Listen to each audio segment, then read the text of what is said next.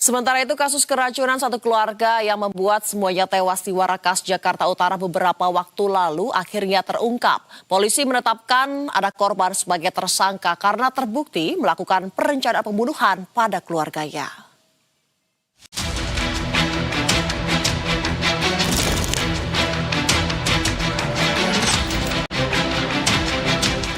Polres Metro Jakarta Utara akhirnya berhasil mengungkap misteri kematian satu keluarga di Jalan Warakas 8, Kelurahan Warakas, Tanjung Priuk, Jakarta Utara. Kasus yang semula diduga keracunan tersebut ternyata merupakan pembunuhan berencana dengan tersangka salah satu anak korban berinisial S, usia 22 tahun. Pihak kepolisian mengungkapkan penetapan tersangka dilakukan setelah penyidik mengantongi sejumlah alat bukti ilmiah dari hasil penyidikan mendalam. Dari hasil penyidikan, tersangka sengaja meracuni 3 korban hingga meninggal dunia.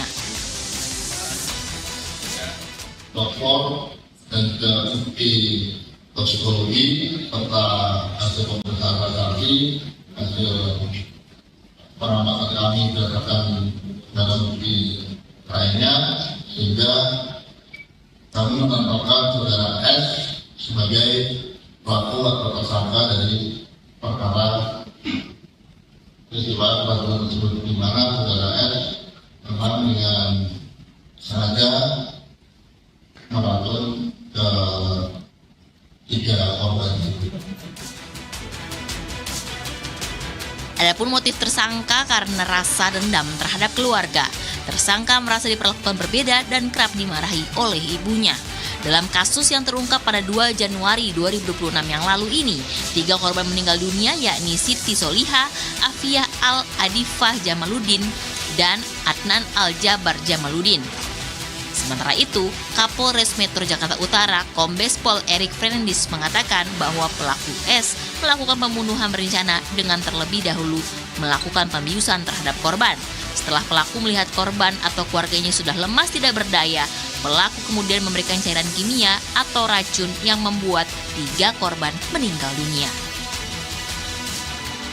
Yang pertama buat korban pingsan dengan racun tertentu, dengan metode tertentu.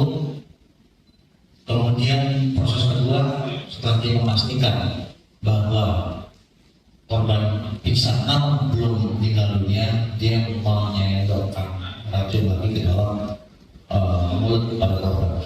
Jadi di sini bisa kita lihat bahwa memang pelaku sudah merencanakan, dan ini semua hasil dari BAP tersangka.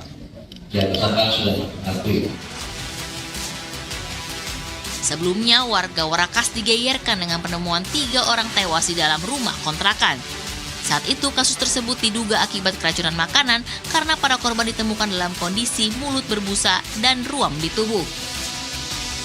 Polisi kemudian melakukan serangkaian penyidikan panjang.